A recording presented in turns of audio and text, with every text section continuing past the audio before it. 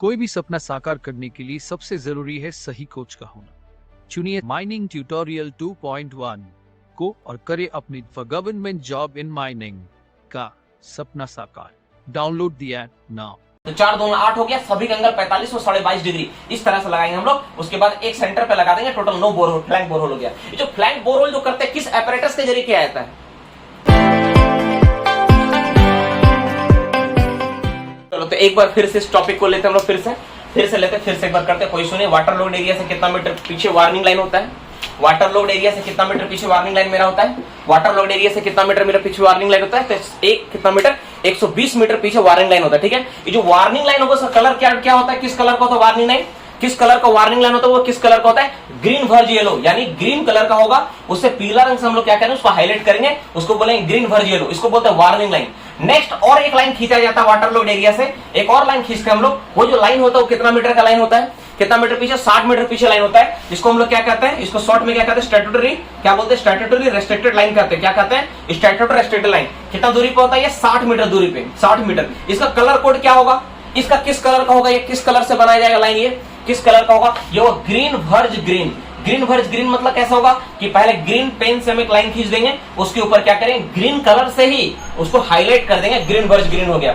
अब इस कंडीशन में जब यहां से यहां तक आ गया तो सर्वेयर क्या करेगा, फुल फैक्ट्स रिकॉर्ड करेगा कि कितना चल रहा है, नहीं चल रहा है। सर्वेयर कितना अंतराल पे जाके सारा रिकॉर्ड को अपडेट करेगा? कितना अंतराल पे करेगा? 15-15 दिन के अंतराल पे जाके वो चेक करता है। 15-15 डेज के अंतराल पे चेक होता है। चलो नेक्स्ट क्वेश्चन पे बात करेंगे। अगर यहाँ पे परमिशन मिलता है डीजीएमएस साहब से तो कितना मीटर दूर तक और काम किया जा सकता है?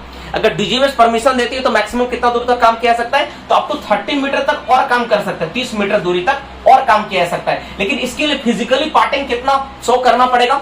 कितना मीटर फिजिकली पार्टिंग होना चाहिए? 30 मीटर का फिजिकल पार्टिंग होता है तो 30 मीटर और काम करने का परमिशन मिल जाएगा कि आप 30 मीटर और काम कर लीजिए। ये जो 30 मीटर एरिया में जो देखो 30 मीटर हार्ड है, ये 30 मीटर मेरा पार्टिंग इतना बचा हुआ है और ये 30 मीटर को और काम करने के मिल रहा है। ये जो 30 मीटर एरिया में जब काम करेंगे हम लोग, ये सब हटाते हैं। ये जो 30 मीटर जोन में काम करेंगे इसमें कुछ अब इंपॉर्टेंट बात यहां से स्टार्ट हो रहा है। इसमें जब काम करेंगे तो साइज क्या होगा गैलरी का? गैलरी का साइज कितना रखना होगा? गैलरी का साइज होगा 2.4 मीटर इंटू 2.4 मीटर रखना होगा। इससे ज्यादा बड़ा हम लोग नहीं रख सकते हैं। चलो नेक्स्ट क्वेश्चन में बात करेंगे। यहाँ पे क्या होता है? यहाँ पे हम लोग क्या करते हैं, सीनियर ओवरमैन के सुपरविजन में सारा काम करवाते हैं और खास तरह का अपरेटस होता है जिसके जरिए बोरहोल करवा के चेक करना होता है। कितना मीटर एडवांस बोरहोल करना होता है? वो हर एक जो होल होगा नॉर्मली कितना मीटर एडवांस बोरहोल होगा? सिंपल बताओ, नॉर्मल जो बोरहोल होगा कितना मीटर एडवांस होगा? 3 मीटर एडवांस बोरहोल हम लगाते हैं। 3 मीटर एडवांस क्या करते हैं, बोरहोल लगाते हैं ताकि पानी अगर आ रहा है तो पता चल जाए। 3 मीटर एडवांस बोरहोल लगाते हैं। नेक्स्ट क्वेश्चन में बात करेंगे हम लोग क्या करना होता है। जो गैलरी हम लोग चला रहे हैं यहाँ पर मान लो इस तरह से हम लोग गैलरी चला रहे हैं तो हम लोग कुछ फ्लैंक बोरहोल लगाना होता है। टोटल कितना फ्लैंक बोरहोल लगाते हैं? टोटल कितना फ्लैंक बोरहोल लगाते हैं? तो फ्लैंक बोरहोल जो लगाते हैं हम लोग उसका संख्या कितना होता है? उसका संख्या टोटल होता है 4 कॉर्नर में 2-2 करके प्लस एक सेंटर में होता है, यानी टोटल 9 फ्लैंक बोरहोल लगता है।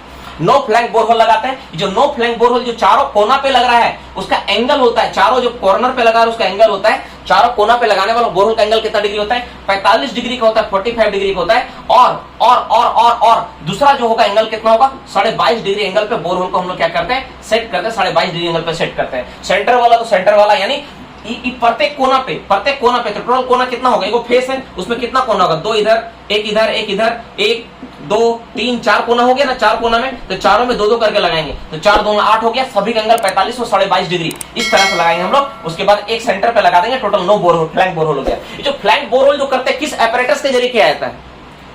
ये जो फ्लैंक बोरहोल करते हैं किस एपरेटस के जरिए करते हैं बाबू? किस एपरेटस का मदद से फ्लैंक बोरहोल किया जाता है? इसको बोलते हैं burn side boring एपरेटर। Flank borehole किस एपरेटर से करते हैं हम लोग? फ्लैंक बोरहोल किस एपरेटर से करते हैं हम लोग? इसको बोलते हैं burn side boring एपरेटर। Burn side boring एपरेटर कहते हैं हम लोग। बर्न साइड बोरिंग एपरेटर के जरिए हम लोग क्या करते हैं, फ्लैंक बोरहोल लगाते हैं। बर्न साइड बोरिंग एपरेटर का खास बात यह होता है कि अगर बोरिंग करने के दौरान अगर वाटर का इंग्रेस होता है, पानी अगर आती है तो क्या करेगा, उसको तुरंत तत्काल उसको वहां पे सील कर सकता है, उसकी सुविधा होती है। इसके अलावा हम लोग क्या करेंगे, ये जो 30 मीटर जोन में जो तुम काम करो यहाँ पे एक तरह का दरवाजा लगाया जाता है। दरवाजा, वो दरवाजा जो होता है उसको क्या कहते हैं? जो दरवाजा होता है स्पेशल टाइप का डोर सेट किया जाता है ताकि पानी के केस में उसको बंद किया जा सके। उस दरवाजा को क्या कहते हैं हम लोग? उसको क्या कहते हैं? Bulk head door. Very good. यहाँ पे एक दरवाजा लगा तो उसको हम लोग क्या कहते हैं? Bulk head door. क्या बोलते हैं इसको हम लोग? Bulk head door. इस दरवाजे को क्या कहते हैं डियर स्टूडेंट? Very good. इसको क्या कहते हैं? Bulk head door. Bulk head door कहते हैं। जो बल्क हेड डोर हम लोग लगवा रहे हैं, ठीक है, ये दरवाजा बाहर की ओर खुलेगा या अंदर की ओर? ए और बी ऑप्शन आपके पास, किस डायरेक्शन में खुलेगा? बाहर की ओर खुलना चाहिए, अंदर की ओर खुलना चाहिए? ये दरवाजा हमेशा क्या होगा? अंदर। बी वाला सही आंसर है, बी की साइड खुलेगा, मतलब अंदर की ओर ही खुलेगा। यानी जब कभी पानी बाहर की ओर आना चाहेगा, दरवाजा अगर बंद कर दोगे तो पानी का प्रेशर में क्या होगा? दरवाजा संभाल कर रखेगा। इस तरह से दरवाजा को हम लोग सेट करेंगे। तो इन सारी बातों के लिए बहुत इंपॉर्टेंट है कि भाई हम लोग जब कोई भी वाटर लोड एरिया में काम करते हैं तो ये सारा प्रिकॉशंस हम लोग क्या करते हैं, क्या करके प्रिकॉशंस को लेते हैं, सारा प्रिकॉशंस को लेते हैं हम लोग आगे बढ़ते हैं। ठीक है, अब एक सवाल आता है, क्या एक बार बोरहोल फ्लैंक बोरहोल लगाएंगे तो क्या उसका काम खत्म हो जाएगा, क्या अगला सेट फिर लगाना होगा? तो एक सेट फ्लैंक बोरहोल लगाने के बाद नेक्स्ट सेट जो लगाएंगे कितना अंतराल पे लगाएंगे? तो हर एक फ्लैंक बोरहोल जो होगा 55 मीटर के अंतराल पे लगाया जाएगा। मतलब क्या हो रहा है, मतलब मैं डायग्राम से एक्सप्लेन कर देता हूं, बहुत सारा बच्चा समझ नहीं पा रहा होगा। देख, जैसे ये वाला पानी है मेरा और यहाँ पे मैं गैलरी को क्या कर रहा हूँ, धीरे धीरे आगे बढ़ा रहा हूँ। मैं गैलरी का एक फिगर बनाता हूँ, 3D फिगर, ताकि तुम और अच्छे से इस बात को समझ पाओ। मान लो मेरा गैलरी है बाबू, हम लोग क्या करेंगे, यहाँ यहाँ यहाँ यहाँ और यहाँ यहाँ, इस तरह से 4 को करके हर एक कोना में कितना करके 2-2 करके होल लगाएंगे। ठीक है, हर एक कोना में 2-2 करके हम लोग होल लगाएंगे और एक होल कहाँ रहेगा? बीच सेंटर में रहेगा। तो टोटल कितना हो गया? 9 होल हो गया। प्रत्येक होल का एंगल कितना डिग्री होगा? प्रत्येक होल का एंगल कितना डिग्री? 45 degree, 22.5 degree. सबसे इंपॉर्टेंट बात, ये जो होल लगाएंगे हम लोग, इसका लंबाई कितना होता है? तो लिखवाई नहीं, तो बताना भूल ही गए। ये जो होल होगा इसका लंबाई कितना होता है? लंबाई कितना होता है? इस होल का लंबाई होता है 15 मीटर और सेंटर वाला जो होल होता है, जो तुम ब्लास्टिंग कर रहे हो, वो हमेशा 3 मीटर एडवांस रहेगा। वो अलग है, ये अलग है। तो इस तरह से हम लोग क्या करें, 15-15 मीटर का एडवांस बोरहोल लगाएंगे। अगर तुम इसको और अच्छा समझना है, जानना है, तो तुम काला पत्थर जो मूवी उसको देखना, वहां पे तुमको दिखेगा कैसे एडवांस बोरहोल लगाया जाता है, किस तरह होता है, उसमें तुमको समझ में आ जाएगा। ठीक है ना? अब हम लोग बात करते हैं बाबू, ठीक है, तो ये वाला जब हम लोग जो 3 मीटर का हम लोग एडवांस बोरहोल करते हैं, हम लोग पता चल जाता है कि भाई क्या है नहीं। अब हम लोग जब ब्लास्टिंग करेंगे, हर एक होल का क्या 3 मीटर एडवांस रहेगा ब्लास्टिंग वाला, ठीक है ना? ब्लास्टिंग वाला 3 मीटर, मतलब अगर मान लो 1.5 मीटर अगर तुमको ब्लास्टिंग में कोयला मिलता है तो तुम 3 मीटर इसमें और जोड़ लो, तुमको 4.5 मीटर करके होल लगा कर रखना पड़ेगा। यही इसका मतलब है कि जो होल रहेगा वो 4.5 मीटर वाला रहेगा। ठीक है, ये वाला करते हैं हम लोग। और ये एक सेट जब लगाए तो इसको 5 मीटर जब फेस आगे बढ़ेगा, मान लो 5 मीटर फेस आगे चला गया, तो फिर से दूसरा सेट लगाओगे, फिर से 2-2, ठीक है, 2 इधर 2 इधर, इस तरह फिर से फेस जो बनेगा उसमें तुम नोट होल फिर से फ्लैंक बोरहोल मारोगे। 55 मीटर के अंतराल पे फिर मारना पड़ेगा, हर 55 मीटर के अंतराल में मारोगे। तो इस तरह से बताओ तो टोटल कितना सेट तुमको मारना पड़ेगा? इस तरह से तुमको कितना टोटल सेट मारेंगे, टोटल कितना सेट मारने का जरूरत पड़ेगा? इस तरह से तुमको टोटल कितना सेट मारने का जरूरत पड़ेगा? ठीक है, तो टोटल 6 सेट जरूरत पड़ेगा। भाई काहे 9 सेट बोल रहा है? 6 से 7 सेट में तुम्हारा कहानी, 6 से 5 सेट में तुम्हारा कहानी खत्म हो जाएगा। क्यों? देखो, तुम्हारा टोटल 30 मीटर में चलना है तो 5 ही सेट मारोगे तुम। ठीक है, 5 सेट मारोगे, तुम्हारा ऑलरेडी पहुंच जाओगे वहां तक, तो 5 सेट में तुम्हारा कहानी खत्म हो जाएगा। 5 6 का 30।